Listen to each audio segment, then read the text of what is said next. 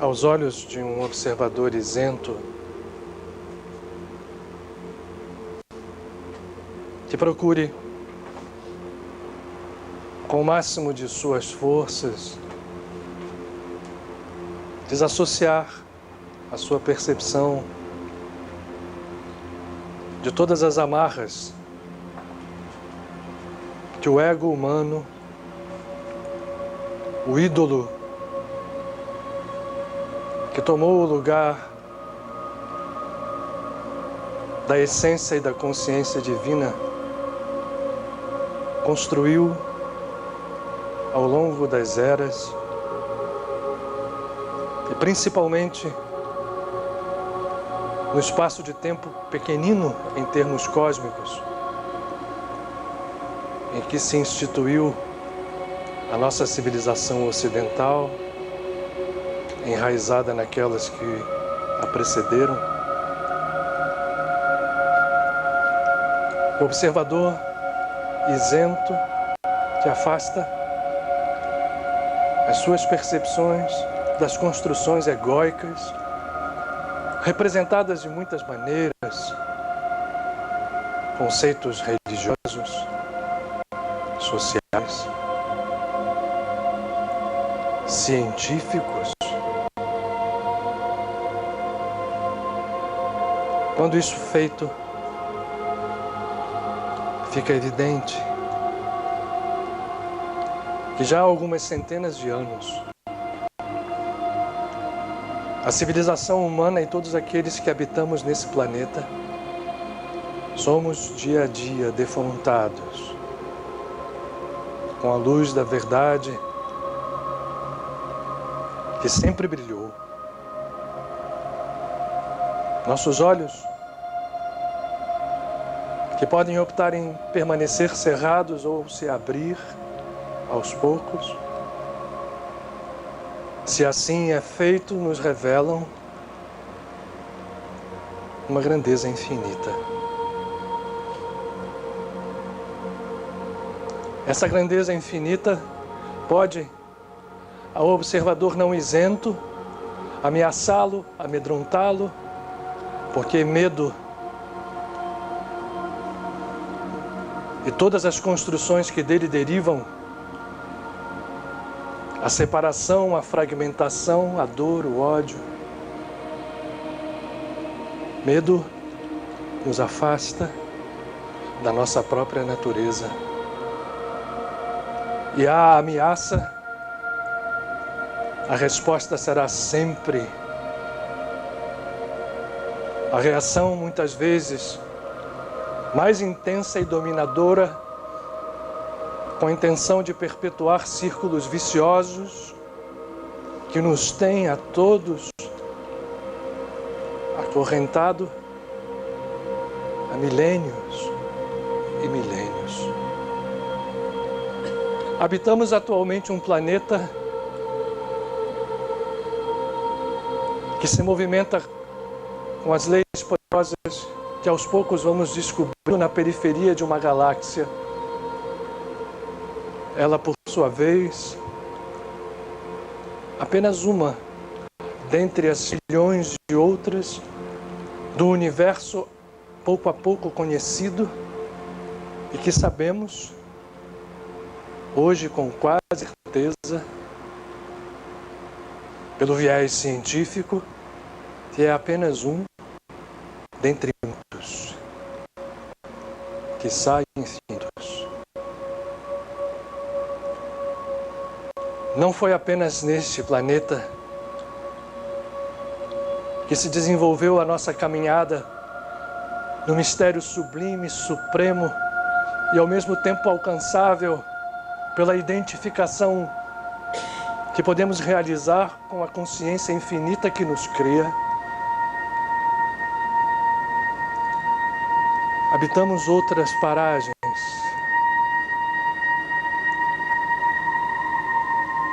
e nossas escolhas têm nos mantido aprisionados às nossas próprias criações idólatras, mas de algumas centenas de anos para os dias em que vivemos hoje, de encruzilhada civilizatória, a luz parece brilhar mais intensamente e expor com mais clareza nossas ilusões e enganos. Se isso é uma ameaça àqueles que decidem se manter acorrentados a essas próprias criações, é, no entanto, para os que decidem seguir e encontrar a sua própria natureza divina, é como soar de uma canção libertadora que provoca movimentos intensos e vivos, levando a que olhos abertos, frutos de um trabalho interior e de uma percepção isenta, nos conduzam ao caminho, à verdade e, portanto, à vida.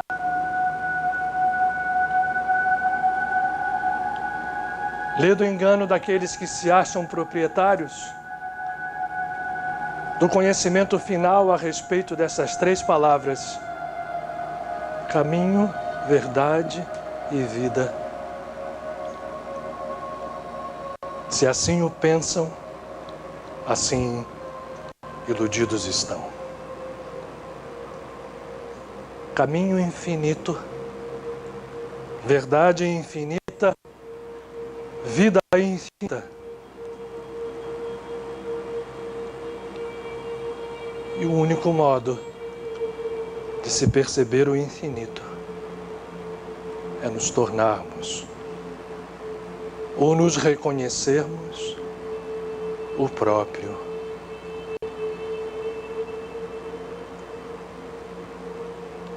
A grandeza infinita da vida se manifesta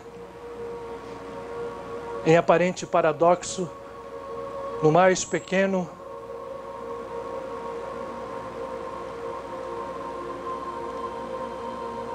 e as grandezas do mundo em que vivemos não são nada quando esta luz que brilha atinge finalmente nossos campos internos de percepção e se torna meio de fazer real o que tem sido ilusório.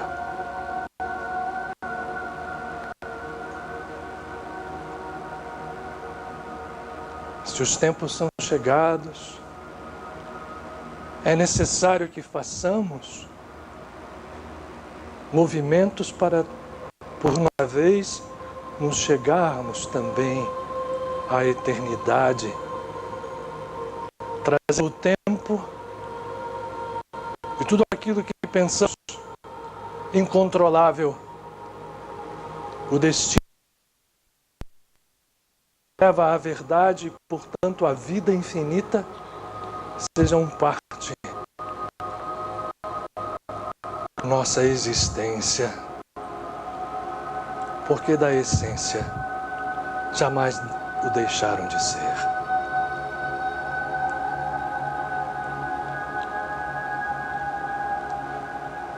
As portas estão abertas.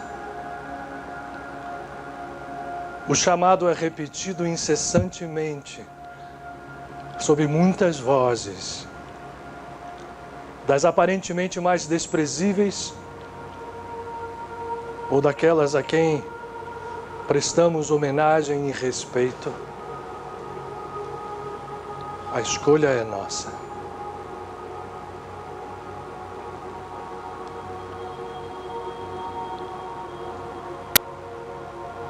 O tempo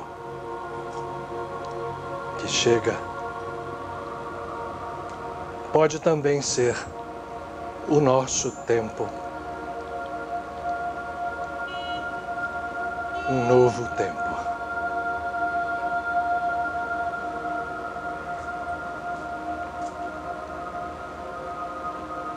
Graças a Deus.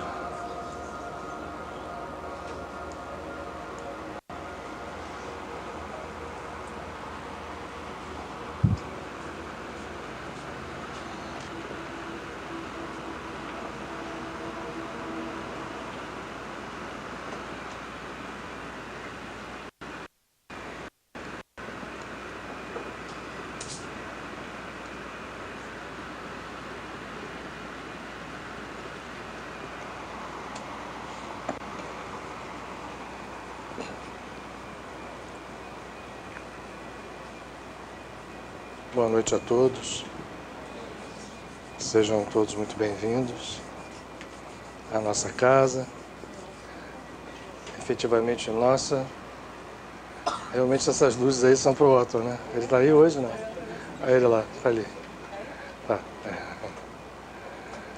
Aqueles que estão pela primeira vez, sejam especialmente bem-vindos. Os que retornam depois de muito tempo, os de sempre, todos.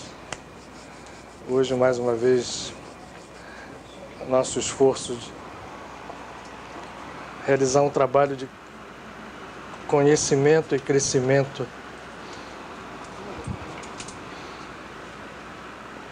que seja efetivo em nossas vidas.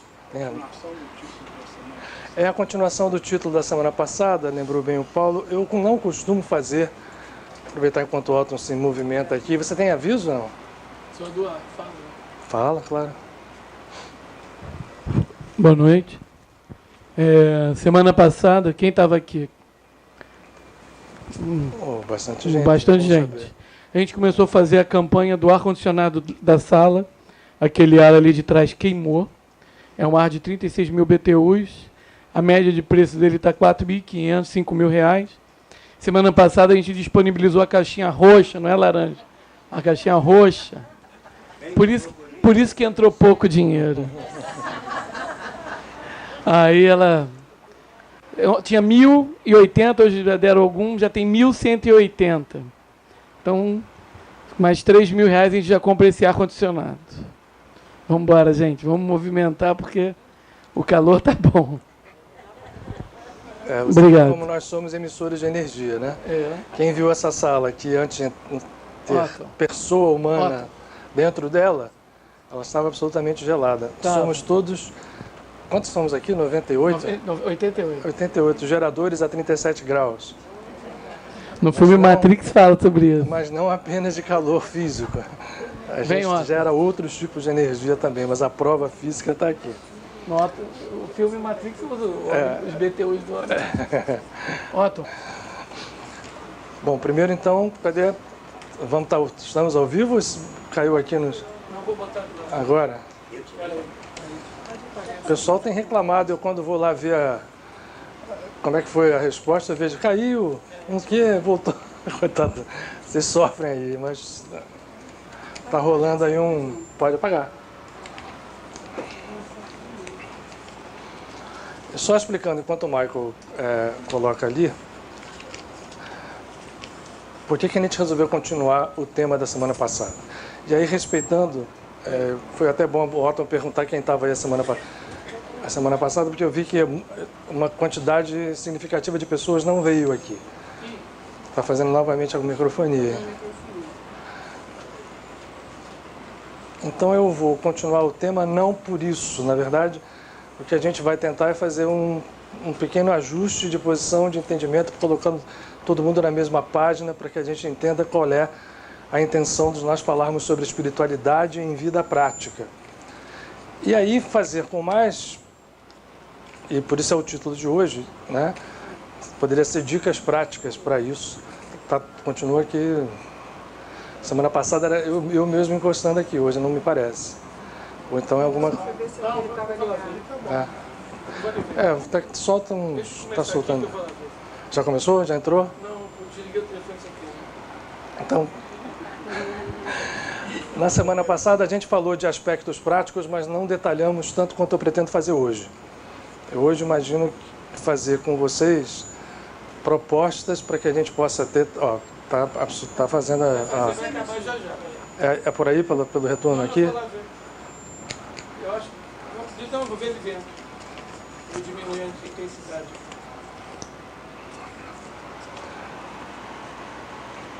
Primeiro eu vou fazer aqui. E bem do jeitão da casa de Padre Pio.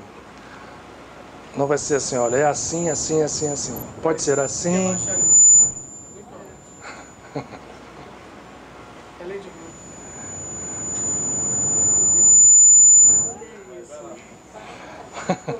O que você está fazendo aí, por acaso? Não,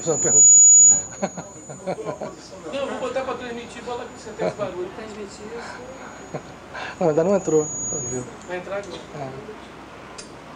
Pronto, vai entrar. E aí eu já vou enfrentar o barulho. Mudou a posição das caixas lá? Que você estava...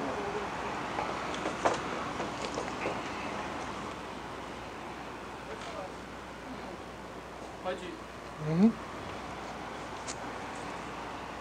Estão colocando todo mundo mais ou menos na mesma página. Agora acho que... Está ouvindo aí quem está atrás? Está ouvindo bem? É frisar a ideia de que espiritualidade, como até fez a leitura o Otton hoje levantando a bola, não tem uma conexão absoluta e imediata com tradições religiosas, com rituais religiosos, com visões religiosas. O que a gente quer definir como religioso? Com processos, com conceitos, com práticas que estão atreladas às estruturas religiosas que o ego humano criou. A nossa ideia de espiritualidade é perceber que, ao contrário, todas essas estruturas que o ego humano criou, todas as religiões que nós organizamos, que têm o seu valor, se nós fizermos uma avaliação mais profunda, mais nos atrapalharam do que nos ajudaram. E, infelizmente, continuam mais nos atrapalhando do que nos ajudando. A boa parte da notícia é de que fica claro, e cada vez fica mais claro para o conjunto da humanidade, apesar de nós não termos muitas vezes essa sensação, é de que existe um grande número de pessoas despertando para a percepção do que seja espiritualidade.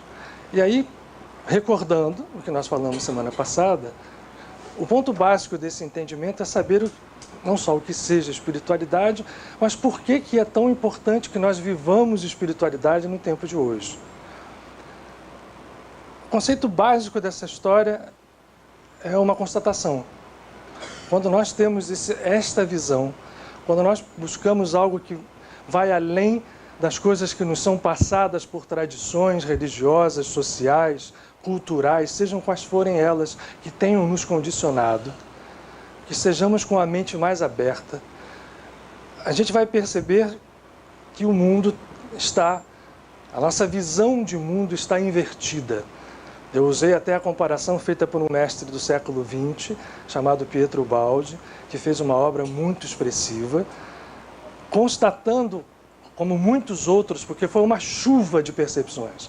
É como se ficasse claro, para quem pudesse ver, que não pertencia mais a um grupo, a uma religião, a uma tradição, a qualquer coisa única, a visão, a concepção e o domínio da verdade.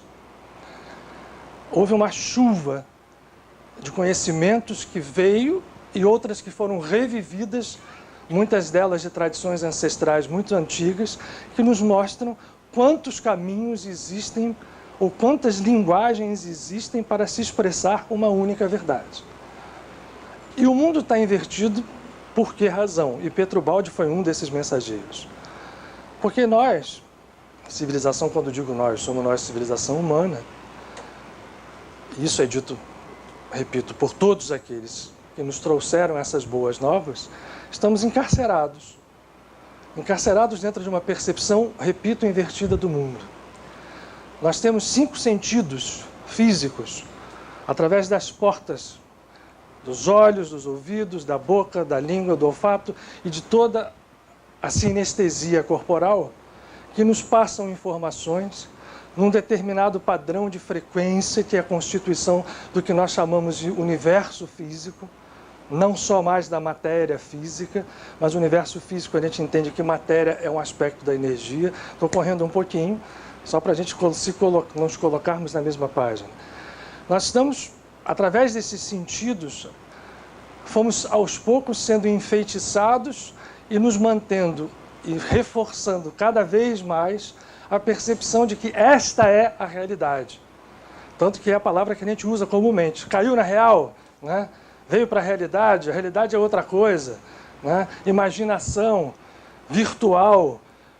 O processo é muito claro. A concepção social humana, principalmente a concepção ocidental moderna, é de que a realidade é isto. É fruto das percepções que nos entram pelos sentidos e que são, então, elaboradas pela nossa consciência intelectual. Isso fez com que houvesse uma distorção profunda da nossa condição de estar em conexão com a realidade verdadeira. Porque a realidade verdadeira, e aí a gente poderia dizer, essa nossa realidade aqui, que a gente cisma em achar que seja a única ou a matriz, a gente poderia escrevê-la com letras pequenininhas, enquanto a realidade verdadeira é com letras de um tamanho brutal, porque a realidade verdadeira, ela está em campos para nós invisíveis, e é dali que tudo flui. Tudo que acontece aqui, nesse nosso mundo, apesar de não ficar claro para nós, porque estamos enfeitiçados e presos nessa cadeia sensorial e nas estruturas que derivam dessa cadeia sensorial, nossos pensamentos, nossos conceitos, nossas crenças, tudo aquilo que nos dá a sensação de vivermos, e é uma vida curtinha, né? Quantos anos físicos alguém pode viver? 90, 100? E hoje a gente vê a velocidade que isso passa. Tudo isto, ao contrário do que nós pensamos, é fruto de algo que está gerando como uma fonte num lugar ou numa posição muito além. Só que para nós, isso até pode ser um conceito plausível, até pode ser um conceito crível, até pode ser para nós aceitável. Ou seja, imaginemos nós que acreditamos num ser divino, num Deus, num Criador, né? Acreditamos até em planos invisíveis, né? Temos essa concepção, mas qual é a forma de nós lidarmos a nossa vida?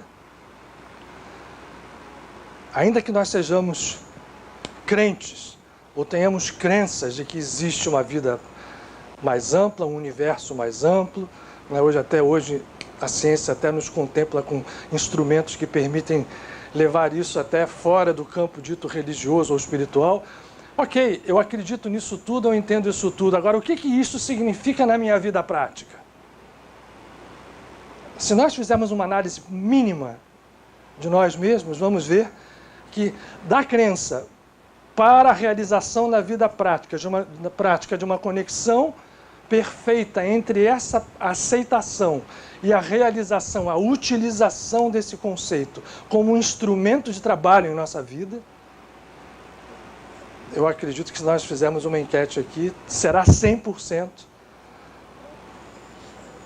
de respostas de que nenhum de nós consegue isto. A gente acorda de manhã, passa o dia, ainda que tenhamos as crenças, ainda que, por exemplo, podemos aqui tem a casa de Padre Pio, ou a gente tem a nossa igreja, ou é ateu, não importa. Independente de você ser uma pessoa que acredite ou não, ainda que você acredite ou não acredite, nós vamos nos conduzir da hora que nós acordamos até a hora que a gente deita de novo para passar 1/3, porque é 1/3 da nossa vida que nós passamos em outro estado de consciência, na consciência onírica do sono, nós vamos passar enfeitiçados por essa percepção de que a realidade se reduz ou se resume ao que nós vemos, ao que nós sentimos, ao que nós pensamos, aos conceitos que nos foram ensinados, a estruturas que estão presas a um espaço-tempo,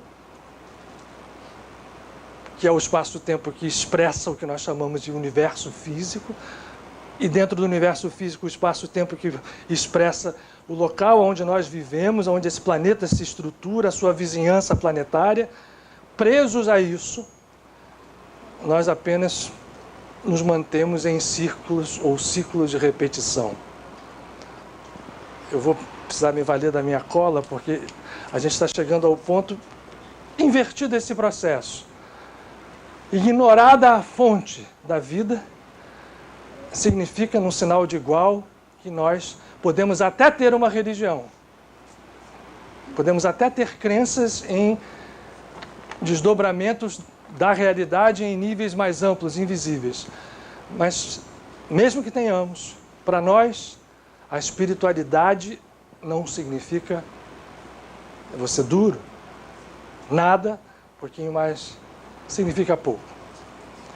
Nós vamos nos conectar com ela numa medida muito pouco efetiva, muito pouco eficaz. E quando a gente fala de espiritualidade aqui, estamos falando viver em função da forma como a criação se apresenta. Isso nós já podemos, ainda que estejamos muito longe da verdade, ter uma percepção muito clara. Se a pessoa for isenta, ela vai entender, por exemplo, que houve gente no século XIX, dentro da nossa civilização ocidental, apesar dessa verdade já estar aí há milênios, que trouxe dentro dos nossos conceitos ocidentais a certeza, por experiência, por prática, da existência de outros planos de vida. O trabalho de Allan Kardec, por exemplo, por mais que a gente entenda que também esse trabalho cai nesta malha egóica de se estruturar como religião, onde as pessoas agarram aquilo e agora isso aqui é a verdade absoluta, está fora daqui não é verdade, se não tiver escrito aqui, né, como infelizmente é assim que se estruturam aquelas coisas que derivam do ego. O trabalho de Kardec é muito claro, independente de tudo que possa ter acontecido com ele depois, se transformado. O trabalho de Kardec viveu aqui no Brasil numa estrutura muito válida, muito, que a gente homenageia, que a gente agradece existir, mas que, de repente, se cristaliza como tudo aquilo que é filho do ego. O trabalho mostra com clareza, por prova, por experiência, por incessantes repetições de que a vida se abre em horizontes infinitos. Está aí à nossa disposição. Desde que a gente faça com que esta visão invertida se refaça. Que a gente se conecte de onde isto vem. Porque nós somos, na verdade, estruturas que viemos e vivemos dessa consciência infinita que é criadora de tudo e de todos os universos, que nós chamamos de divindade, de Deus ou o que seja, mas que é incapaz de ser definida, é capaz de ser imaginada, é capaz de ser avaliada, é capaz de ser trazida para perto de nós, conceituada, mas é incapaz de ser definida. Porque não se pode dar fim àquilo que é infinito. Mas essa estrutura, essa consciência infinita de onde nós viemos e onde nós vivemos, que estrutura toda esta criação, inclusive a criação, o plano físico onde nós habitamos, é que é o ponto de mira para aquele que quer viver uma vida na ordem como o universo se manifesta. Não só o ponto de mira, o ponto de objetivo, de propósito, mas é o fazer isto a solução de tudo ou para tudo o que nós queremos. A solução não vai se apresentar num estalo, numa revelação em que de repente somos donos de uma verdade. A solução é um processo, é um devir. E quando a criatura desperta, ela reorienta as suas antenas para a fonte de onde ela veio e, na verdade, de onde ela nunca se separou. E, aos poucos, o processo que hoje nós estamos vivendo aqui, encarcerados nesse plano, presos às estruturas que para nós são a realidade, vão se desfazendo e fica mais claro e potencialmente muito mais utilizável do que é a percepção, o conhecimento e tudo aquilo que deriva desta percepção e desse conhecimento como filhos do divino, filhos da consciência cósmica que somos, nas nossas atitudes, nas nossas ações, em tudo aquilo que fazemos. Isso é evolução. Falei até demais, queria fazer um pequeno, mas a gente vai se animando, porque hoje a história é trazer, ok, imagine que a gente entenda isso. Imagine que a gente queira, portanto, viver espiritualidade, entender que a fonte da vida é o propósito para onde nós temos que dirigir as nossas forças para podermos nos reintegrar a esse processo, que no final das contas jamais nos deixou, mas é nos reposicionarmos e passarmos a fazer parte deste fluxo de vida em termos harmônicos. Portanto, nós invertemos a ordem, perdemos a conexão com a fonte da realidade, que é a consciência infinita, que é a divindade, que é o espírito. Esse nome, consciência infinita, divindade e espírito, os três nomes se referem à mesma... O que dizer do que é infinito e do que é indefinível? Então, quando a gente fala de espiritualidade, é a isto que nós estamos nos referindo. A esta consciência infinita, a essa fonte, ao espírito. Pietro Baldi, voltando a ele, só que uma observação rápida, e que depois foi trazida muito num trabalho de um outro grande professor de espiritualidade chamado Carlos Torres Pastorino, falava da trindade cristã, que a gente aprendeu, né, quem é católico fez catequese, né, que a Suprema... Como é que chama esse... Suprema Trindade? Sim, o Pai, Filho e Espírito Santo, mas como é que é? A Divina Trindade, né? É. Santíssima Trindade, esse é o nome. A Santíssima Trindade do Pai, Filho e Espírito Santo, na visão de Pietro Baldi, e depois adotada por Carlos Torres Pastorino, era de que, na verdade, deveria se falar Espírito, que dá origem ao Pai, que por sua vez dá origem ao Filho. Isso é uma síntese muito bonita, muito bela, do entendimento de que espírito é essa consciência infinita e, portanto, ela é prévia até ao Pai. E o Filho depois se liga, porque as coisas são a mesma, né? Os três são um só. Não, são conceitos muito profundos, que derivam de conceitos que são partilhados por estruturas ancestrais. Isso aqui está dentro da Kabbalah, da Árvore da Vida, está dentro da concepção védica, porque são, repitamos, linguagens que falam da mesma verdade. Mas porque são linguagens diferentes, eu vou... né? Algumas delas a gente não vai nem entender. Se eu chegar para alguém e falar assim, pick up this book, tem um livro aqui na mesa, para alguém que não sabe inglês, não tem nenhuma palavra parecida com português. Como é que eu vou... Pega este livro. O mesmo ato pode ser realizado por pessoas que entendam essa linguagem. Palavras completamente diferentes, eu estou querendo derivar para percepções da espiritualidade completamente diferentes, não significam que uma seja verdade e a outra não, são linguagens. E, portanto, quando eu entendo o espírito como fonte, faz muito sentido o que diz Pietro Baldi, quando do espírito deriva o Pai, e aí tem que colocar a mãe divina também, mas dentro do cristianismo a mãe entra só um pouco depois, graças a Deus, né? Vai entrar pela mão dos templários, e o Filho. E o Espírito, por sua vez, está no Filho, está no Pai, é o Filho, e é isso mesmo. Nós nos encarceramos, restringimos a nossa consciência, e todas as nossas vidas, para quem acredita em vidas sucessivas, ou toda a nossa vida, para quem não acredita, a verdade vale do mesmo jeito.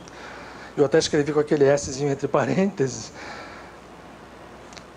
E todas as nossas vidas nesse plano, em todas elas, nós nos ligamos a um jugo pesado. Eu falei isso na semana passada. A opção desta consciência, quando ela se encarcera, é se ligar a um jugo pesado. Que jugo pesado é este? Eu não gosto de fazer conversas que a gente... É o quê? Pedindo para as pessoas falarem. Isso me irritava quando eu era aluno. Do professor que ficava, é o quê? É o karma. No caso é isso mesmo. O jugo pesado é o karma. Mas é que eu me lembrei agora que eu quase fiz, né? O jugo pesado é o karma. E nós temos a expressão de um grande sábio. Até válido, tá? Não sou contra quem faz isso não, é até válido, mas... um grande sábio, mestre, ser de consciência infinita e cósmica que habitou esse mundo, chamado Jesus de Nazaré, usa, num determinado momento, a seguinte frase: venham a mim. Quem é esse a mim? Jesus de Nazaré não é uma figura humana, não é um ser especial, criado diferente da criação, é Deus.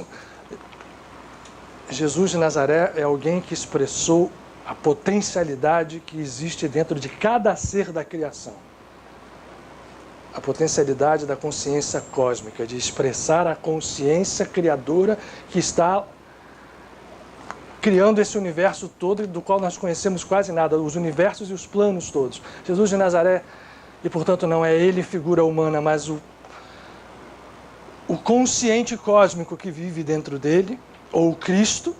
A palavra Cristo é isto, o Messias não é um estado de consciência infinita, e que ele sempre afirmou: não sou eu apenas, mas todo aquele que fizer a vontade do meu Pai será como eu sou.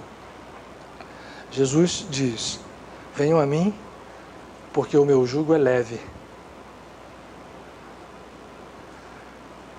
Eu olhava essa frase muitas vezes e falei: o que é um jugo leve, né? E é suave. O que ele está querendo dizer com isso? Eu hoje tenho convicção de que esta frase, o código que está nela é: saiam da lei do karma, venham para a lei crística. Saiam do jugo pesado do karma e venham a mim, porque o meu jugo é suave, meu fardo é leve. Krishna diz a Arjuna que quando nós nos libertamos das forças das 3 gunas, e quando o conhecemos em absoluta identidade, para essa criatura não existirá mais karma. Lembra da história da linguagem? Estão falando a mesma coisa, em 2 linguagens diferentes. Porque espiritualidade é resolver entender isso. O primeiro passo se faz intelectualmente, no nível da nossa crença, no nível dos nossos conceitos. Só que não deve ficar parado aí. Muita gente faz e não consegue levar isso adiante, porque levar isso adiante é levar efetivamente, elevar o processo. E ao chegar à fonte, a conexão com ela faz com que tudo aquilo que se manifesta como um jugo pesado comece a ser dissolvido, desfeito, curado, transformado em situações que, para quem não entende, tomam a forma do milagre. Paramahansa Yogananda, a quem nós tanto amamos e que tem estado muito próximo dos trabalhos dessa nova era, e essa casa, graças a Deus, é um dos pontos onde ele apoia o seu trabalho, graças a Deus, ao divino. Paramahansa Yogananda fala com toda a clareza isto, quando ele propõe as técnicas de meditação, de Kriya, que é exatamente essa limpeza profunda das estruturas kármicas pesadas, por técnicas específicas e por ações específicas. Eu vou falar um pouquinho disso agora quando a gente entrar mesmo nas dicas práticas. Ele deixa claro que aquele que se entrega a Deus com toda a intensidade, com todo o amor, vai fazer aquilo que Jesus propôs: deixar o campo do jugo pesado do karma e entrar no jugo suave da consciência cósmica infinita que vive dentro dele. E isto vai passar a se refletir não só na realidade pessoal nossa, como vai se refletir na realidade aparentemente externa a nós, sejam naqueles mais próximos de nós, ou seja mesmo em locais, em pessoas completamente, para nós, até desconhecidas. Porque, no fundo, a lei da unidade vai prevalecer. Nós estamos todos conectados. Conexão hoje não é mais dúvida. Não é mais uma dúvida. Mas não é essa também a nossa ideia de ficar estendendo o papo para hoje. Seminário em breve, a gente pretende fazer um agora. É preciso fazer valer o sentido do dito. Todo mundo já ouviu esse dito. O que está em cima é o mesmo que está embaixo. Está aqui. Isso aqui não é algo que vem derivado do judaísmo. O hexagrama, ou a estrela de 6 pontas, isso aqui é um yantra de Hanuman. A gente vai falar dele daqui a pouquinho quando a gente falar das dicas práticas, que é uma expressão de aspectos da nossa natureza que se divinizam e se empoderam dentro da cultura védica. O yantra de Hanuman é um conjunto gráfico de conexão, de conjugação e de expressão de forças intensas. Aqui existe o hexagrama, que foi adotado espertamente, sabiamente, pelos sábios cabalistas no judaísmo, que diz: o que está em cima e o que está embaixo devem se refletir. O divino se expressa no humano, que por sua vez se abre para o divino. Se eu pudesse fazer uma figura aqui, nós estamos presos nessa ponta aqui da estrela. E achamos que tudo se resolve aqui, no triângulo que representa o plano físico. E batemos cabeça, e quando eu separo isso aqui da estrela, é realmente um triângulo invertido. O universo está posto de cabeça para baixo, portanto, na nossa percepção, distorcida. E vivemos aqui, construímos as nossas civilizações, as nossas ilusões, o poder, né, da ciência humana, está tudo preso aqui. Haverá o tempo, muito breve, que volta a valer essa estrutura. E haverá o tempo mais breve ainda,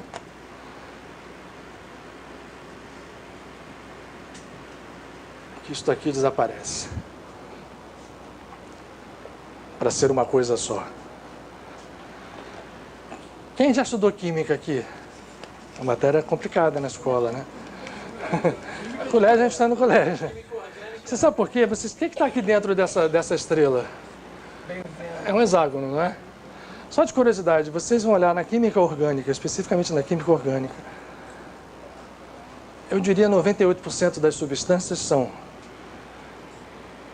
ligações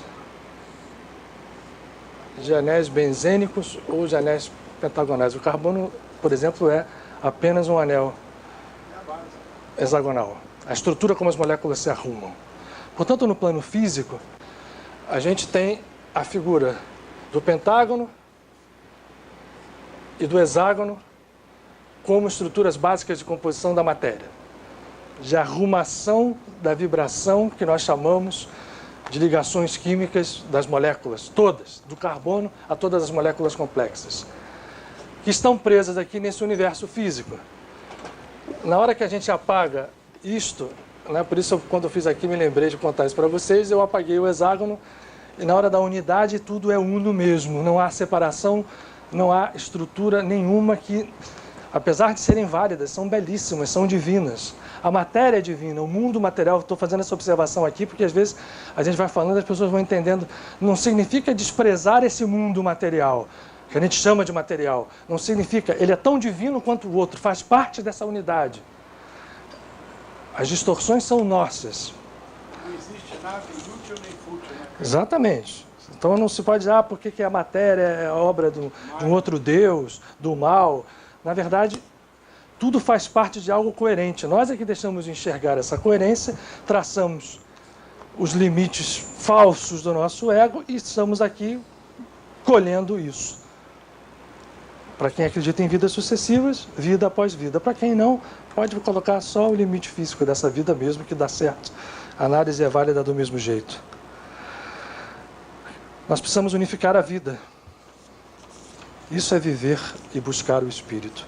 Isso é viver espiritualidade. Mas espiritualidade não precisa ser vivida num mosteiro, não precisa ser vivida numa caverna do Himalaia. Ela pode ser vivida no dia a dia, na prática. Então, a ideia agora dos nossos próximos 20 mais 30 minutos é tentar passar para vocês as dicas práticas. Está ali na sequência Faz a parte 3. Muito bem. Antes do carnaval a gente tem que se preparar. Vamos lá. Como é que eu faço, então? Eu resolvi decidir que a minha vida vai se guiar pela espiritualidade. Entendido o que é isso. Né? Espero ter sido feliz de ter passado o que nós estamos nos referindo à espiritualidade. E eu vou trazer isso para a minha vida. Eu vou incorporar isto não só aos meus conceitos, como a tudo, aos meus atos, às minhas atitudes, às minhas palavras, aos meus pensamentos. Porque o entendimento dessa espiritualidade, nós vamos entender que nós somos, a brincadeira dos 37 graus, somos geradores de forças divinas permanentemente. Estamos emitindo para o tempo e para o espaço emoções, pensamentos conscientes e, na maior parte deles, inconscientes, que interagem matematicamente. A matemática é a rainha das ciências. Tola a vaidade humana acreditar que a matemática é uma criação do homem. A matemática é uma descoberta do homem, de tudo aquilo que nos coordena. Então a gente está emitindo essas vibrações, elas são catalogadas, conforme as nossas escolhas, no jugo pesado do karma. E respondendo a nós milimetricamente, ainda que a origem da reação tenha sido no tempo afastada há muito tempo. Não é preciso que eu tenha feito só na encarnação passada, ou 2 encarnações passadas atrás, algo que hoje se reflete sobre mim. Eu posso ter feito isso há 500 encarnações passadas. E o processo só vai aparecer agora. E aparece para nós, caramba, o que eu fiz para... É sempre a pergunta. Aí você faz uma regressão e na vida vai uma vida, vai 2, vai 3. Nada explica. A boa notícia é, isto é passível de ser desfeito. E desfeito para sempre. E nós estamos no portal desta nova civilização. Nós não precisamos mais estar sob esse jugo. Não precisa mais decretar sofrimento obrigatório para ninguém. Basta que a gente saiba dirigir o nosso propósito. E aí, a dica prática. Primeira delas, manter um propósito. Eu quero o quê? Que a espiritualidade seja o guia da minha vida. Eu entendo que isso é vincular a minha orientação para onde ela devia ter estado sempre. As coisas nascem, vivem e estão a partir de uma fonte de origem que eu estou aqui, com a nossa linguagem relativa, usando a metáfora de cima. Mas eu podia fazer isso olhando para dentro da gente, para um ser indivíduo. Não é necessariamente em cima, é apenas uma utilização de linguagem comparativa.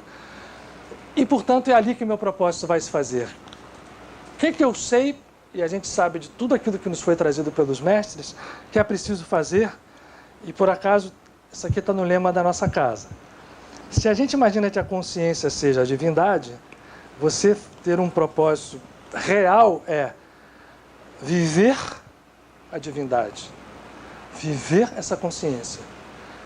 No lema da nossa casa, viver Deus. Que era viver em Deus. Lá quando a casa surgiu, em 1997. E um belo dia, Padre Pio falou, tira o em. Sejam mais ousados. Viver Deus. Viver a divindade que nós somos. Esse propósito precisa ser decidido. E aí, nós vamos seguir daqui para frente com onde nós estamos. Com as nossas estruturas hoje conquistadas e no tempo e espaço que nós vivemos. Portanto, viver Deus, só mais uma coisa em termos conceituais, significa ter essas 3 bases. Vejam que eu estou acrescentando a palavra poder, porque muita gente tem a falsa ideia de que viver espiritual e viver Deus é se transformar numa vaquinha de presépio, num cordeirinho. O animal que mais nos engana é o cordeiro. Porque se vocês virem, botam no YouTube uma briga de cordeiro, de carneiro chifrudo para valer, vocês vão ver o que é violência. É um dos bichos mais egóicos que existe. Portanto, quando a gente fala em poder, no nível superior da palavra, quando eu tenho o propósito de viver Deus, o amor é a conexão. Para que eu me conecte com esta estrutura de verdade, eu preciso começar a entender e vivenciar esse amor. Não é o amor egóico, é o amor na expressão nas oitavas superiores, onde não há apego. Amor é a antítese do apego. Amor é brilhar. Luz. Quando eu tenho amor e eu me conecto, eu passo a emitir luz. E luz é imediatamente associada à criação. E, portanto, quem ama e quem, por amar de uma forma efetiva, próxima da concepção, que ainda está muito longe de nossa, mas do infinito de onde nós promanamos. Quem começa a emitir esse amor, se conecta, portanto, à consciência infinita e à luz que vai surgir. Esse é que é o barato da história. Nos dá capacidade de criação. E, portanto, quando isso acontece, ao contrário do que muita gente pensa, ao amar e ao emitir luz, nós nos associamos a um poder muito maior do que os poderes egóicos, por mais impressionantes que eles sejam, até agora, dos quais nós temos conhecimento, muito maior. A luz, por esse poder, é capaz de criar, e é capaz de criar situações de vida para nós e para outros. E quanto mais a gente pensa no outro, mais isso se reflete em nós e nos dá um poder infinito. Com um detalhe, esse poder só é real se ele estiver associado à mais bela das virtudes, a humildade. Porque aqui é ponto de queda, até para quem está dentro desse propósito. Vocês já ouviram falar da queda dos anjos, né? Isso não é tão fantasia assim. Eu nunca me esqueço que eu ouvi do Rocha Lima uma vez dizer: cuidado com o orgulho transcendental. Que é o orgulho, eu comecei a amar, eu comecei a emitir, estou criando, tal, o meu poder vem. Se eu esqueci da humildade, e a gente esquece toda hora. Esse poder só é válido quando ele está associado intrinsecamente à humildade, que não é resignação. Humildade não é você ser humilhado ou se deixar abater. Humildade é o perfeito entendimento sobre a igualdade da vida. E, portanto, você não vai ser... A palavra equanimidade, ela fala bem da postura em que você entende tudo como vindo da mesma fonte e que nada te afeta de uma forma polar. E por isso mesmo eu entendo que a pessoa aparentemente mais simples ou mais humilde, ou qualquer situação, qualquer criatura, está inserida dentro de uma criação e, portanto, não pode ser desprezada. E eu não posso me achar maior por isso ou por aquilo, de nada ou de ninguém. Nem que eu esteja assim ou assado. Isso aqui reflete-se. Vamos lá. Estou nas dicas práticas, nem podem acreditar. Mas antes da gente sair para o prático todo dia, porque senão passa uma receita de bolo e as pessoas, como nós estamos acostumados, nos agregamos ao ritual. Opa, então eu tenho que fazer isso assim de manhã, então eu acordo, já vou dizer. Mas se eu não fizer antes essa prévia, eu vou fazer de manhã, de noite, de tarde, o dia, e aí pronto, acabei me entrando lá. Vai funcionar? Em parte funciona, mas muito longe do objetivo real que a gente quer alcançar. Portanto, é preciso ganhar tempo com essa premissa sendo preparada. Ora, eu vou me lembrar aqui, quem esteve aqui, alguns de vocês estiveram vendo o Atmanambiji, que foi o guru que teve aqui um show para nós em dezembro, né, sentado aqui falando, mostrando a sua experiência de iluminação. E ele nos falou uma coisa muito interessante, porque se a gente faz ao contrário disso, a gente está, ainda que a gente não perceba, nos vinculando àquelas estruturas que nos dão conforto, que ele chamou de cobertores, né? Que a gente se aquece ali, aquela zona de conforto, que a gente fica ali, o ego está se satisfazendo, estou bem, estou fazendo uma coisa, estou ajudando ali, né? Estou fazendo aqui. Aí começa a valer, isso aqui, para quem, eu sempre brinco, né? Para quem é católico pode dar o céu, para quem é espírita pode dar nosso lar ou colônias superiores. A contabilidade vale para a lei egóica, não vale para a lei crística. Não é uma equação linear, longe de ser. Bom, e aí por isso a gente aplicar todas as forças da nossa alma nesse propósito. Todos os dias. Todos os dias. Cada dia que a gente recebe é uma verdade, é um tesouro, cara. Quando abre o dia, quando a gente acorda encarnado nesse mundo e podendo pensar, podendo agir, podendo levantar da cama, é um tesouro que a gente recebe. E aí vale um pouquinho a regra do AA. Como é que o cara deixa um vício? Cada dia é um dia que ele não vai beber. Cada dia é um dia que ele vai vencer aquele processo. Para nós vale. Cada dia é um dia que eu vou me ligar à consciência do Espírito. E eu só vou trabalhar aquele dia. Isso precisa estar muito firme. Eu não estou pensando como é que eu vou estar daqui a 10 anos.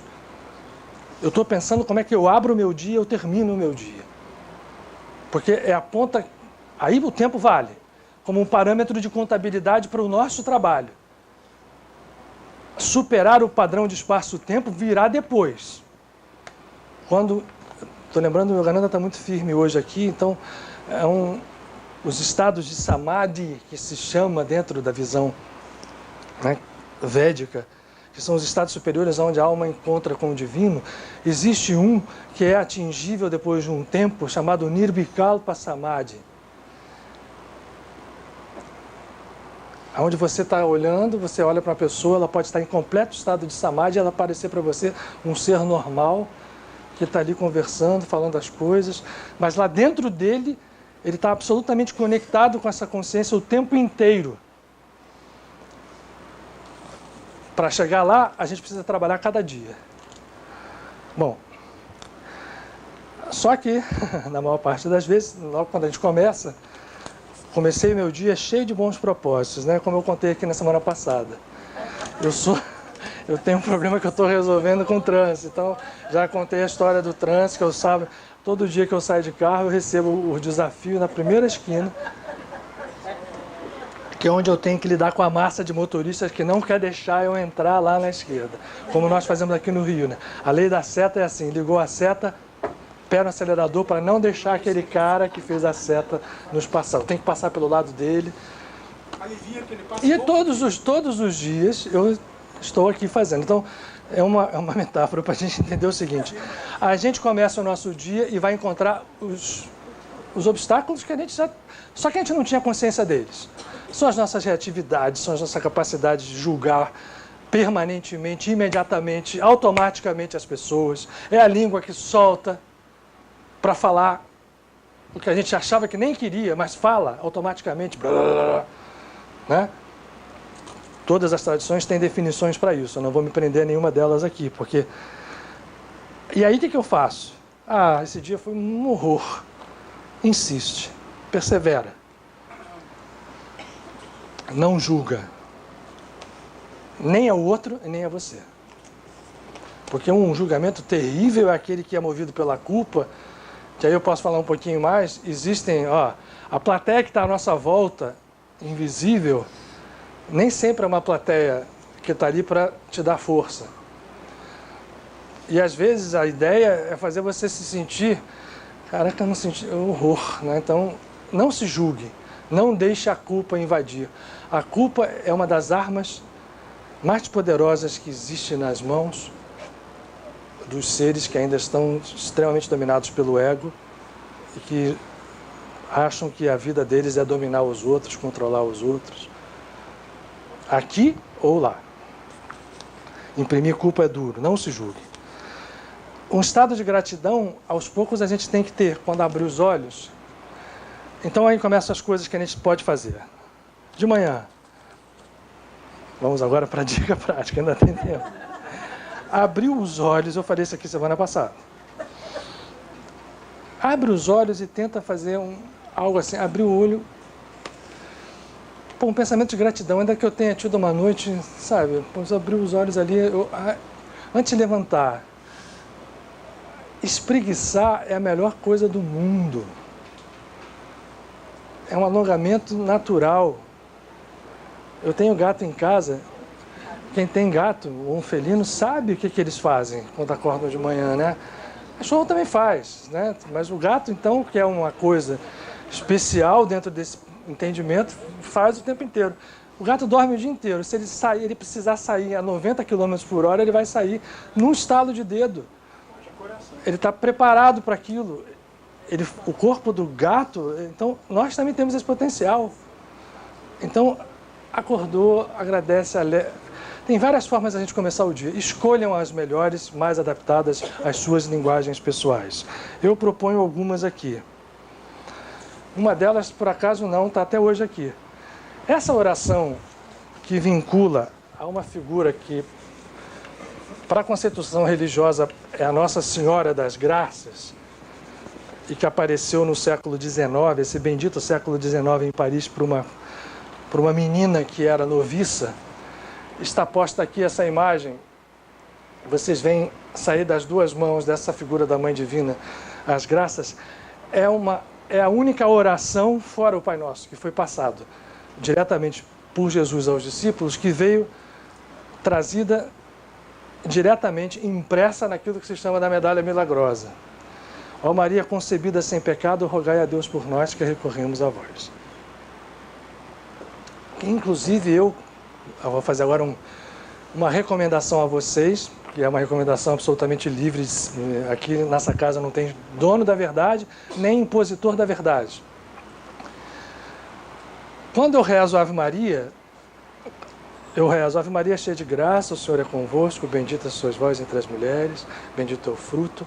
Eu uso as seguintes palavras: ou do vosso ventre Jesus, mas para ficar bonitinho eu falo assim: bendito é o fruto do vosso ventre, o Cristo amado. Até para que a gente... Ok, Jesus, mas o Cristo é o fruto do ventre da Mãe Divina, da estrutura criadora dos universos, da qual nós derivamos, Deus Mãe. Portanto, o fruto do ventre de Deus Mãe é a nossa consciência crística. Então, o bendito é o fruto do vosso ventre, o Cristo amado. Para rimar, em vez de rogar pecadores a hora da nossa morte, que isso é um troço que vai batendo na cabeça da gente, empurrando lá no fundo. Inverte, aí faz assim: bendito é o fruto do vosso ventre, Cristo amado. Ó Maria concebida sem pecado, rogai a Deus por nós que recorremos a vós. Eu gosto disso. Quem gostar, pode experimentar, adotar. Essa é uma forma. Por quê? Quando eu abro os olhos, durante o dia, pela manhã, eu estou pronto a me conectar com a graça, que é um estado que não tem nada a ver com a religião, ou com o discernimento, ou uma descrição, no sentido inglês, divina, de achar a graça eu jogo para esse, a graça eu não jogo para aquele. A graça é algo que deriva da consciência crística, que supera o karma, e da qual nós nos esquecemos. Quando ela apareceu para Catherine Labouré, em Paris, a menina perguntou para ela, quando teve esta visão aqui, que depois virou a medalha, na segunda aparição, ela olhou os raios e falou assim: o que é isso que são os raios da ação? Porque os raios da mão dela tinham umas faixas escuras. E ela, usando uma linguagem possível e passível de ser compreendida, mas a gente sempre repete aqui, toda a linguagem espiritual é código, ela diz: isso são as graças, o escuro. Ela perguntou especificamente: o que são aqueles... É tão bonita a luz, mas tem lá umas coisas escuras nessa mão. São as graças que as pessoas esquecem de me pedir. Ela fala isso literalmente para Catherine. E essa medalha, ela teve, não sei se vocês sabem a história, mas essa medalha, quando foi mandada imprimir, ela encontrou uma resistência muito grande, como tudo sempre encontrou, dentro da estrutura da Igreja Católica. Ah, não viu, não vou fazer. Quando realmente fizeram a impressão das medalhas, Paris estava dominada por uma peste que morriam mais de 400 a 500 pessoas por dia. Foi esta medalha quem freou a peste. Uma infecção generalizada. Bom, tem uma oração hebraica, por exemplo. Eu só estou dando um exemplo. Você pode fazer um mantra que a gente goste, né? Pode fazer uma oração pessoal. Os judeus fazem um agradecimento muito bonito, em que você diz que se agradece, em tradução livre, ao Pai que te criou, que vive eternamente e que te fez acordar e vai te manter, portanto, acordado. Né? Eu não vou repetir aqui porque procurem saber, é muito fácil. Qualquer amigo judeu pode te ensinar. Se é um homem, você fala a palavra modê. E aí fala, modê ani lefanecha melechai vechayam sheherzarta binishmati v'cheim larabá emunatecha. A mulher, certinho, né? Foi rapidinho. A única coisa é que a mulher fala modá. E fala modá ani lefanecha. Por isso eu não vou escrever aqui, que já estou preocupado com o tempo. Essa oração ela é recomendada ao abrir dos olhos. E o judaísmo eu acho que a gente chegou na era das simplificações. Se você for olhar dentro do hinduísmo, por exemplo, não existe hinduísmo, mas dentro da tradição védica e dentro da tradição judaica, o valor que se dá à meditação e à oração, as pessoas, se forem fazer mesmo, passam no mínimo 1 hora, para não dizer mais, fazendo. Então, como a gente não vive a vida que permite cada um parar 1 hora pela manhã para fazer oração, o importante é estado de conexão. Então, eu comecei pela manhã, tá? Mas a noite vai se conectar com isso. Eu acordei, agradeci, fiz a minha oração pessoal, me alonguei na minha espreguiçar, levantei. Quem toma banho de manhã, nada contra quem tome à noite ou de manhã, isso não é problema, nem é comigo. Olha, tem muita coisa aqui, olha só, eu coloquei uma coisa interessante. Eu vou falar para vocês essa aqui eu vou fazer especificamente. Quem toma banho de manhã, na hora que entrar no chuveiro, tenha esse conceito. Nós somos estruturas de energia pura. Mais do que sabido, a acupuntura está aí para mostrar isso, mas não só a acupuntura, existem estruturas ainda até mesmo desconhecidas pela acupuntura clássica. O lugar onde mais se concentra na nossa superfície corporal essas estruturas é a cabeça. Tenho certeza que todo mundo aqui já teve, na hora do banho, intuições maravilhosas, pensamentos absolutamente harmônicos quando a água está batendo na cabeça. Numa cachoeira, melhor ainda. Mas no chuveiro de casa, se você faz com que aquele chuveiro se transforme num veículo em que aquela água, ao bater na sua cabeça, você ali respira. Respirar é algo fundamental nesse processo de preparação para o dia. Respira, deixa a água bater na cabeça, dá uma paradinha. O pessoal vai reclamar, olha o banho longo, olha não sei o quê, mas é um custo barato. Para quem tem esse tempo. Se não tiver, faz à noite. O choque na cabeça vai estimular funções profundas da alma. Continuo falando de Paramahansa Yogananda. Yogananda, dentro das suas recomendações, recomenda... eu não estou falando nada disso aqui, exercícios diários, que eu vou falar um pouquinho aqui depois, porque, né? Entre antes do banho, quem estiver em casa, quem puder fazer uma yoga, maravilha, quem puder fazer um alongamento mais específico, melhor ainda, pode fazer até em casa mesmo. Eu vou ensinar só uma meditação que eu costumo já dar aqui há muitos anos, quem já está aqui conhece, mas Yogananda ensina isso aqui, ó.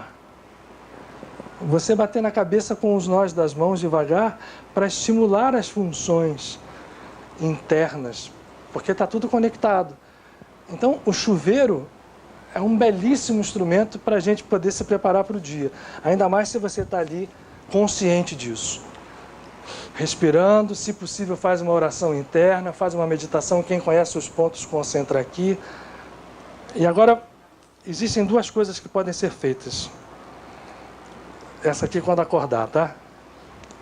Voltamos para o hebraico. São 3 palavras só, tá? Não são mais a modelo nem faneira. São essa daqui que vocês já conhecem. É uma tradução.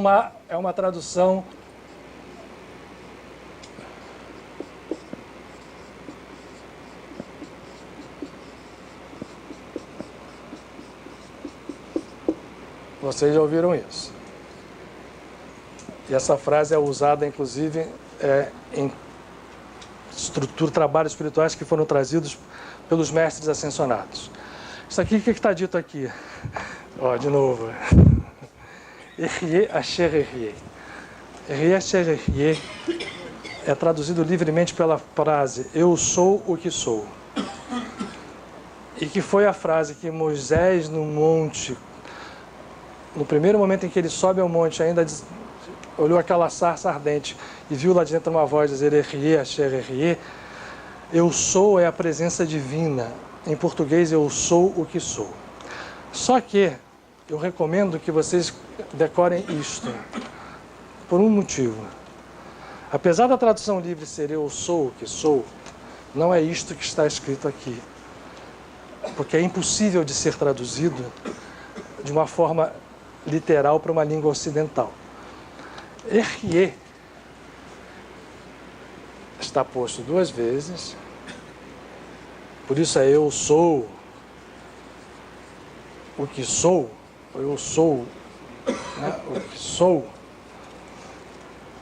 Erie é o nome divino mais elevado que existe, que está posto lá na altura da fonte, que eu falei aqui em 1 hora, da consciência cósmica. Erie é um nome, portanto, do qual partem todos os outros nomes. Em hebraico, hein?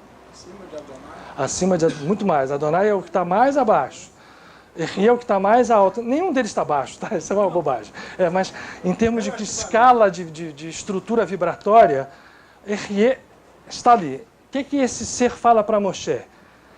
Erie, Asher, Erie. Esta palavrinha que está aqui, ó, no meio,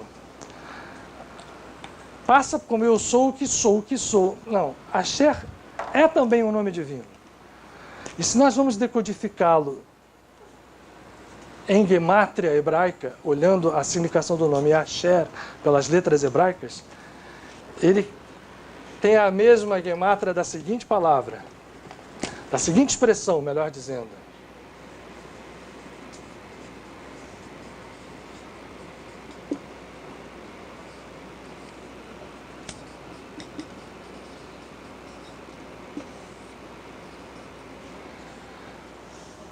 Acredita em mim, tá? Eu não estou enrolando, não. Dá para a gente mostrar isso gematricamente, só que isso não é aula de Kabbalah. Asher significa consciência inteligente, ou consciência suprema, ou consciência infinita. Portanto, o que está dizendo para Moisés? Eu sou consciência infinita, eu sou. Não é o que sou. Por isso eu recomendo, todo mundo que fala, até as afirmações que são muito legais dos mestres ascensionados, né? Eu sou, eu sou, e vai... Pode usar com muita propriedade Erie, Asher, Erie, entendendo que aqui eu estou dizendo, eu sou consciência infinita, eu sou. E de manhã eu recomendo que possa ser essa uma das frases que vocês usem. Essa é bem mais fácil do que Modei Ani Nefanei Hamele Rafael.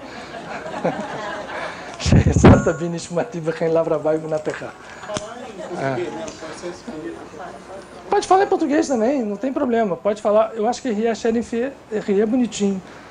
Mas eu sou consciência infinita, eu sou. Bom, vamos nós deixar a água bater na cabeça, né? Durante o dia, a gente vai cada um para o nosso dia, aí fica mais difícil. Até a gente atingir um estado de oração, ou um estado de nirbikalpa, né?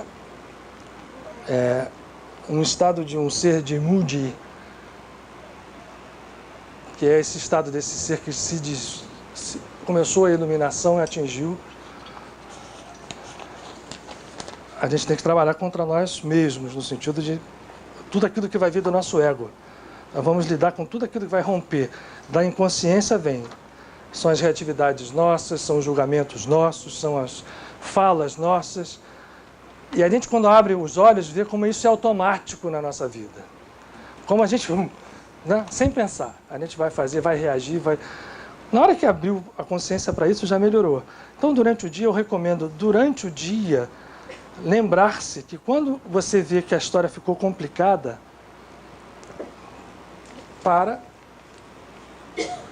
se não puder sair do recinto onde você está, se puder sair as 3 respirações, de olho fechado, ligado a esse chakra aqui.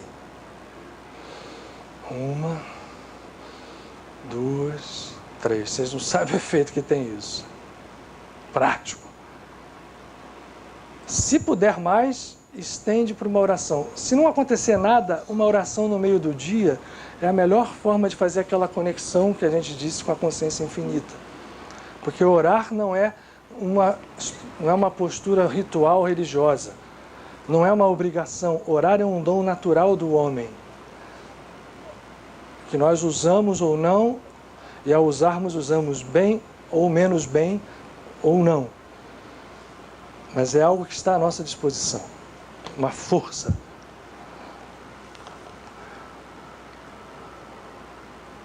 Durante o dia é isso, 3 respirações, e a gente começa a observar. Se você julgar os atos, né, das outras pessoas, que se tornem egóicos, a gente vai aprender agora a limpá-los. Eu posso fazer essa limpeza durante o dia de forma muito rápida. Vamos lá, eu percebi que eu cometi um negócio ali horroroso em que eu falei mal de uma pessoa, julguei e tal, acordei para aquilo. Eu não vou esperar à noite a limpeza vai ser mais legal, mais profunda. Mas ali durante o dia, na emergência, tem uma coisa para se usar. Eu vou recomendar 2 técnicas. Uma vinculada à cultura védica. Esse mantra pode ser falado ou pode ser apenas meditado em pensamento. Só que com muita intenção. Om Swaha. Swaha é uma espada de corte de limpeza para estruturas desequilibradas. Então, durante o dia eu percebi que o negócio não está bom, ou porque eu fiz algo que falei mal, julguei mal, ou que mesmo a outra situação de um terceiro, se eu puder fazer Om Swaha. Geralmente não dá, né? Imagina no meio de uma reunião. O sujeito vai Om Swaha com a espada. Pode ser mentalizado, serve também. Para quem gosta disso daqui, dos 72 chamados, dos 72 nomes de Deus, existe um nome que corrige e limpa vibrações passadas, e portanto passado desde 1 segundo atrás até 1000 vidas atrás, que é exatamente o primeiro nome dos 72.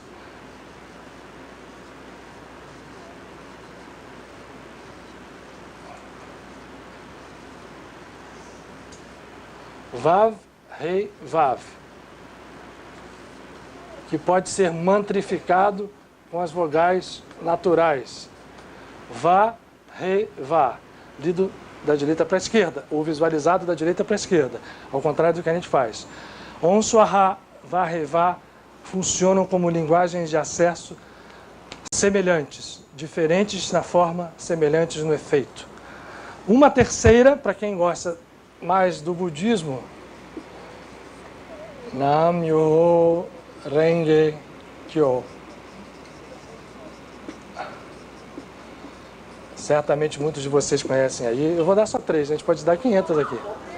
Nam-myoho Renge Kyo é um mantra fundamental no budismo Zen. Nam-myoho Renge Kyo, Nam-myoho... Quem fazia... Como era aquela cantora que fazia isso? Tina Turner. Olha lá. A gente fez aqui, a gente usa aqui Nam-myoho Renge Kyo. Coloquem no YouTube. Vocês vão ver 500 formas de cantar esse mantra. Tem demais. É uma das formas da gente limpar durante o dia, tá? Apago ou não, não sei. Deixa eu ver lá. Não se esqueçam, a gente falou meio-dia, não é tradição, é a estrutura vibratória às 18 horas solares. Na hora de verão são 19. É a hora que entra a noite, é a hora que a vibração entra em função, a Terra respira, a Terra que absorveu os raios do dia começa a exalar, e a Terra e tudo aquilo que a gente jogou nela, de pensamentos negativos. Então é uma hora muito delicada, é por isso que se coloca a hora do Ângelus, onde se deve fazer uma prece intermediária, Ave Maria ou qualquer outra, onde a gente prepara o período da noite. Porque esse período noturno é onde a gente vai acabar deitando e dormindo. E quando faz isso absolutamente sem controle ou sem consciência do que está fazendo, é ali que nós vamos ser, quando nos desligamos, sugados das nossas energias, as coisas acontecem à noite, não é porque a noite é ruim, é porque nós não sabemos interpretar este ciclo, mas há formas de nós nos prepararmos. Ao entrar no período noturno, é interessante que às 18 horas a gente faça, pode usar qualquer uma dessas, pode usar uma oração tipo Ave Maria, pode usar uma pura e simples meditação das 3 respirações,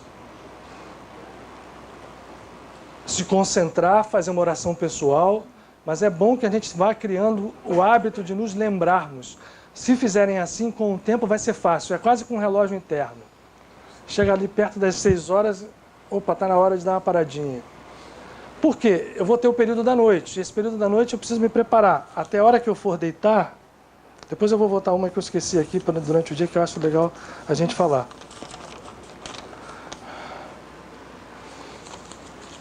Aí eu vou ensinar só para vocês, existem milhares de coisas, mas tem um mantra. Vamos dormir. Então, para dormir, a gente vai fazer a nossa preparação, a nossa oração, a nossa meditação. Quem conhece técnicas meditativas que já faça essas. Eu só estou dando exemplos muito simples e poderosos. A gente falou de Hanuman.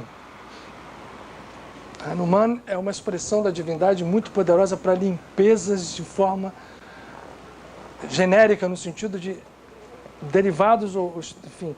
Você pode se valer do poder vibratório de Hanuman, eu adoro Hanuman, para a solução de problemas de diversas naturezas. Existem vários acessos mântricos a Hanuman. Um deles, Om Ham Hanumate Namaha.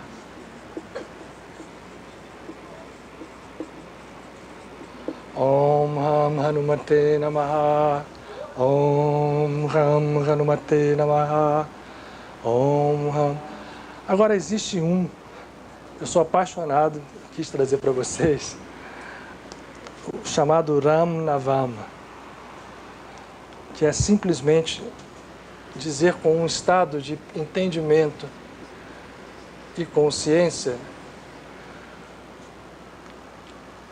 que não é normal as pessoas conhecerem, porque todo mundo sabe que Rama é um dos avatares. A gente até fez aqui uma segunda-feira, né, um encontro falando sobre Rama, que eu até me arrependo um pouco, porque falar sobre Rama não cabe no encontro de segunda-feira.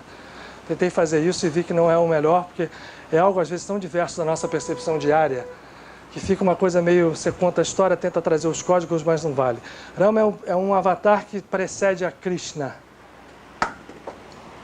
e dá origem ao Ramayana, que é uma das grandes epopeias da cultura védica. E Rama é o avatar mais próximo de nós. Ele é tão divino quanto Krishna, tanto que está no Mahamantra, né? Hare Krishna, Hare Ram, Rama, Hare Hare. Ram, Ram, Hare Hare. Você repete o nome de Rama. Porque Rama e Krishna são avatares de Vishnu, de Mahavishnu. Mas Rama tem os problemas dele, Rama tem fraquezas. Krishna não, Krishna é impávido, absoluta, consciência cósmica numa expressão que nada o toca. Rama passa por uma perra de Sita, vai ter que ir embora, Hanuman tem que entrar para ajudar. Então eu gosto muito de Rama. Nada é por acaso, o nome dele não é por acaso. O que tem aqui dentro desse nome que a gente pode se valer, e eu gosto disso para a noite? Esse nome, na verdade, se você mantrifica ele pode ser dividido em 2 expressões silábicas. Ra e Om. Ra é o nome mântrico que está ligado ao terceiro chakra, aquele amarelo ali, que todo mundo sabe que está projetado na área umbilical, que é por onde o karma se estabelece. Porque chakras são estruturas conscienciais. Não são luzes pintadas no nosso corpo que dão energia, né? Meu chakra. Não tem meu chakra. Eu não tenho um chakra. Eu expresso uma energia divina através de um chakra e a minha consciência vai estar ali mais ou menos. intensa. O ideal é que todos estejam harmonizados e unificados. Não acontece isso. Na maior parte dos seres humanos, a nossa consciência está aqui. Apesar da gente achar que pensa com a cabeça, a energia vem da estrutura consciencial dos chakras inferiores. E o terceiro chakra é aquele chakra inferior onde o ego se expressa com mais intensidade. É o chakra de poder, chamado Manipura, porque ele, e a luz amarela, ela tem... Quando ela está distorcida, o karma entra por ali.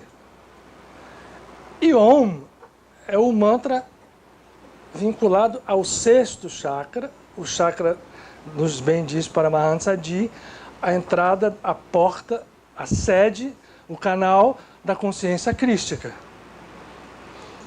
Quando eu tomo consciência disso e entendo que o nome Ram é exatamente por isso o Rama é um avatar que tem uma hora que aquela história de Ram mostra que ele tinha ali quase um ego ali meio batalhando, ele batalha, ele fraqueja, ele é enganado por uma corça, e aí Sita é raptada, depois ele vai ter que se valer de Hanuman para ir recuperá-la. Ra, aquele chakra, ele apesar de ser um ser divino poderoso, então quando eu falo Ra, eu estou me vinculando a esse chakra. Quando eu tenho essa consciência, eu vou fazer Ram, Ram, Ram, Ram. Vamos treinando. Não é Raum, não, é Raum, Raum, Raum. Eu vou jogando o som para o alto do palato e no final eu posso até encostar a língua no palato suavemente, né? Raum, Raum, Raum, Raum, Raum, Raum. É bom falar, né? Se eu conseguir, eu vou puxar a energia, eu vou limpar o karma desse chakra e vou fazer essa energia subir para eu me conectar onde eu tenho que me conectar. Olha que poder tem esse mantra. Eu vou falar Uram. Eu estou limpando os karmas do dia, por isso eu faço à noite. Tudo aquilo que eu não consegui fazer durante o dia com o Answahar, os 72 nomes, né? De noite eu dei uma parada e vou usar o Ram Navan, que é o nome desse mantra, que tem um poder absurdo de fazer esta limpeza. Ele joga a energia limpa do terceiro chakra e a suaviza, não, a cosmifica com o chakra número 6 chakra. A junção é o Raum. Bom, deixa eu ver se eu consigo ensinar uma última coisa para vocês. Eu queria terminar com essa meditação aqui direito. Eu tive que interromper, mas de manhã, tá? Eu tinha que estar sentado, mas enfim, eu vou fazer em pé mesmo. Imaginem que eu estou sentado. Tem a ver com esse chakra aqui, porque a gente... outra coisa, todo mundo sabe das respirações usando os 2 canais, Ida e Pingala. Imagino que... Gente, não precisava. Não, precisa. Peraí. Eu fazia em pé. Obrigado. Precisa, depois de 1 hora, tem pé aí. Não, peraí. Vamos lá. As meditações que você oclui as narinas são interessantes também para equalizar os nossos estados vibratórios. Gente, olha só, nem falei da alimentação, tá? Mas vamos aprender a comer. Também, porque a energia que entra pela alimentação vai ser uma componente absolutamente importante na economia desse processo. Quantidade adequada. Quantidade, né, natureza, não é só não comer carne vermelha ou não sei o quê, mas é saber comer fruta e a origem das frutas. Hoje em dia não é comer orgânico, não é uma coisa... não, é algo fundamental, cada vez mais será. E eu deixei de falar isso, mas é importante que isso ajuda, dá uma base para a gente trabalhar. Fazer um exercício físico, fazer uma yoga, um pilates, mas não podendo, né? Alongamentos fáceis de se fazer. Não deixem de fazer isso de manhã, não deixem de fazer isso em algum momento. Aprendam, né? Vocês já viram o mestre sensei japonês? Está todo tempo assim, né, cara? Os caras sabem o que fazem. O meu professor de Aikido, ele parecia um boneco. Ele fazia do corpo inteiro. Lá atrás ele virava, quase virava o pescoço 180 graus. Porque isso é um canal de comunicação. Se eu começo a juntar aquilo ali, pensamento e tudo, então tudo influencia uma coisa na outra. Então, a respiração de 2, que está facilmente, também tem no YouTube pra caramba para fazer. Essa daqui, ó, é o seguinte. Eu aprendi isso com um mestre filipino. Também. Nós vamos usar o terceiro chakra. E ela vai ser usada. Imaginem que eu me limpei com o Rama Navana à noite. Acordei de manhã, tá bonitinho meu terceiro chakra. Então, eu vou focalizar as minhas mãos. Eu vou fazer este mudra aqui. Eu quero absorver energia dentro do chakra, uma energia divina. Para que eu, durante o dia, não faça uso dele mais ou cada vez menos de uma forma egóica. Ok? Então, eu inverti um pouco a ordem. Imagine que eu fiz à noite o Ram Navana, que a gente termina aqui. Consegui acordar numa boa. Vou fazer esse mudra. Eu vou pegar, como eu quero absorver energia, para os destros, vale esta posição. A mão esquerda fica sobre a mão direita, faz essa coisa, e os 2 polegares se unem, fazendo um canal. Para o canhoto, é só inverter. Homem não. Homem e mulher é a mesma coisa. Não, nesse caso não vale a polaridade masculina e feminina, porque é uma ideia de unificação. A gente senta, eu vou fazer dessa forma, com a mão esquerda sobre a direita. Primeira coisa, soltar a cintura escapular. Tentar colocar sem esforço maior a coluna mais reta possível. Isso já, para isso você precisa fazer uma certa contração abdominal. Quem não puder fazer, não vai ficar preso nisso, vai fazer da forma que dá. E aí são respirações energizantes. Lembra que eu fiz o Rama Navana à noite, e aí agora eu estou acordando de manhã, fiz lá aquela, né? Me alonguei, consegui sentar antes do banho, juntei as mãos e vou fazer a seguinte coisa, reparem só. Mão aqui, eu vou puxar pela narina, uma respiração intensa. Eu começo com a cabeça, com os olhos fechados, centralizando a consciência no sexto chakra, é sempre o sexto e o terceiro. E vou puxar pela narina, o mento está aqui, paralelo. E eu vou fazer esse movimento assim, cuidado para não quebrar o pescoço, façam dentro das suas possibilidades. Que é o seguinte, e jogando a respiração para o abdômen, né? Quando eu soltar, e vou soltar também pela narina, eu vou manter o mento colado, isso chama selamento do chakra Vishuddha, e ao mesmo tempo eu contraio o períneo. Então o movimento completo, o conjunto, é o seguinte, eu inspiro, sinto o ar, sinto a energia, visualizo, faço o que eu quero, mantenho esse mudra, a energia entrou por aqui e eu... Quando eu expiro, eu joguei o mento para baixo, selei essa parte e contraí o períneo. Deixei ele contraído. Quando eu inspirar, eu relaxo e deixo o ar entrar. Quando eu expirar, eu...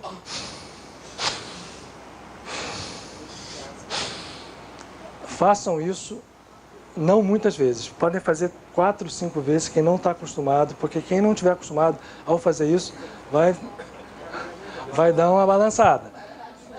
O que é um bom sinal, mas fazendo com acompanhamento, isso dá uma energia absurda. Isso é um mestre filipino que eu conheci há uns 10 anos atrás.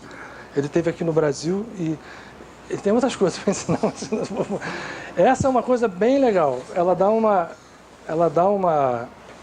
Vou deixar aqui, depois a gente põe lá. Mestre filipino de que linha? Ele tinha uma ligação com o budismo zen, era mais com o budismo, e o entendimento de você, e é realmente energizante. é muito energizante, por isso sendo feito de manhã. Se eu quiser expelir energias negativas, é só eu inverter a mão. Eu estou colocando a esquerda sobre para poder absorver a energia de manhã. Se eu quiser tirar a energia daqui, é só eu pôr a mão direita em cima da esquerda. Canhoto ao contrário. Oi? A gente pode fazer isso durante o dia, quando a gente estiver atendendo? Pode fazer a qualquer hora do dia. Eu estou centralizando de manhã. Eu recomendo não fazer mais do que 3, 4 vezes nos primeiros momentos. Mas assim, a gente está fazendo o nosso atendimento. Para dar uma suavizada, Pode. Pode. Para bota a direita e retira a energia por aqui. Pés no chão descalços é a melhor condição que você faz a conexão. Bom, vamos fazer o round, 2 minutinhos. Topam? Então, pode apagar a luz. Desculpem, gente. Eu peço desculpas sempre porque a gente planeja, mas não consegue fazer nem metade do que estava achando que dava. Também é tanta gente.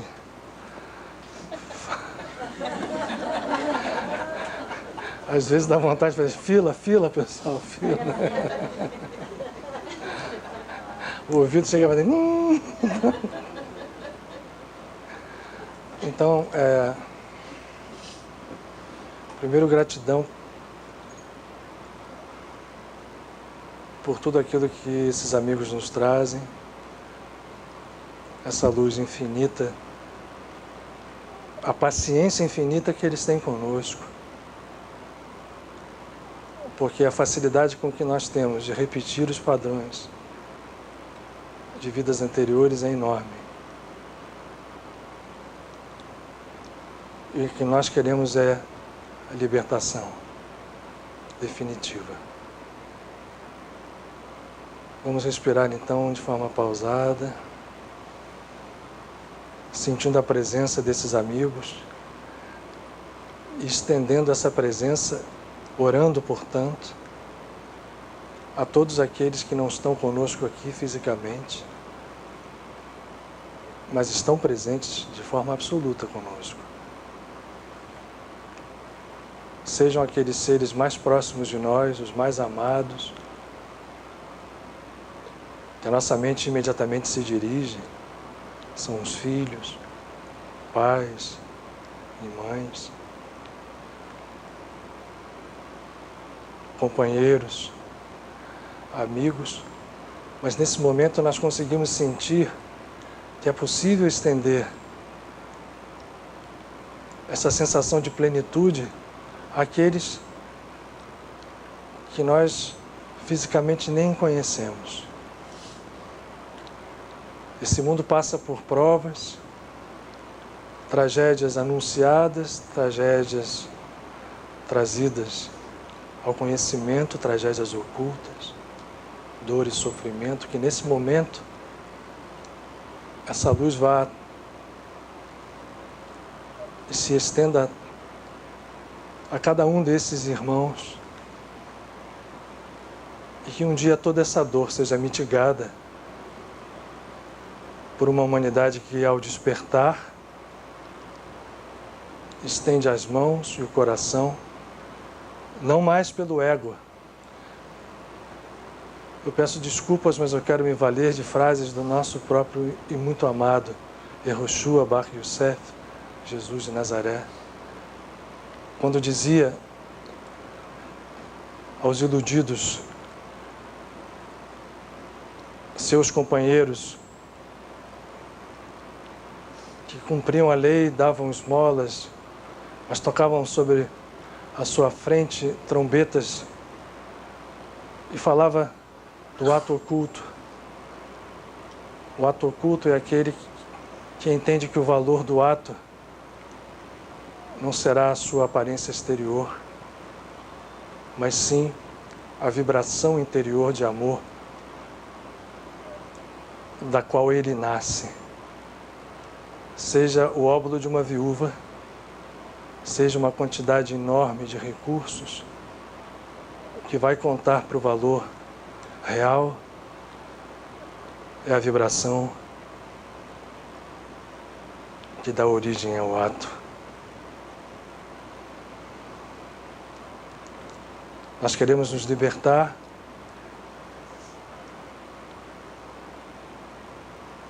e o Mestre de Nazaré, como todos os outros mestres,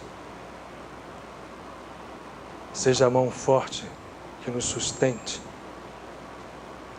na hora da vacilação. E agora nós vamos falar o mantra,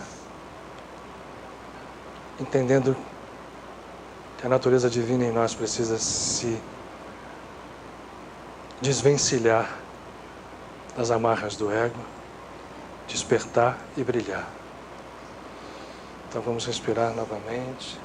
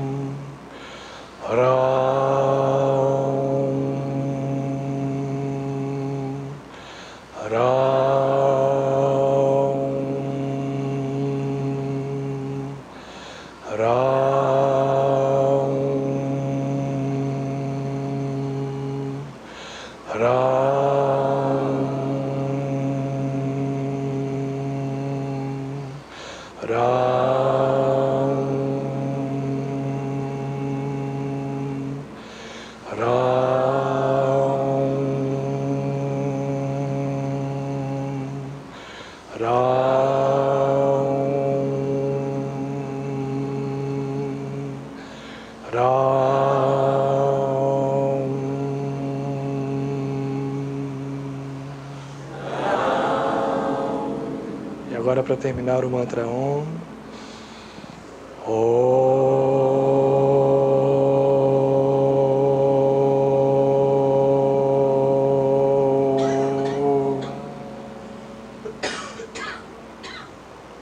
Amém. Shanti, Shanti. Que a nossa semana seja livre, iluminada, cheia de frutos, de vitórias. E que a paz seja conosco.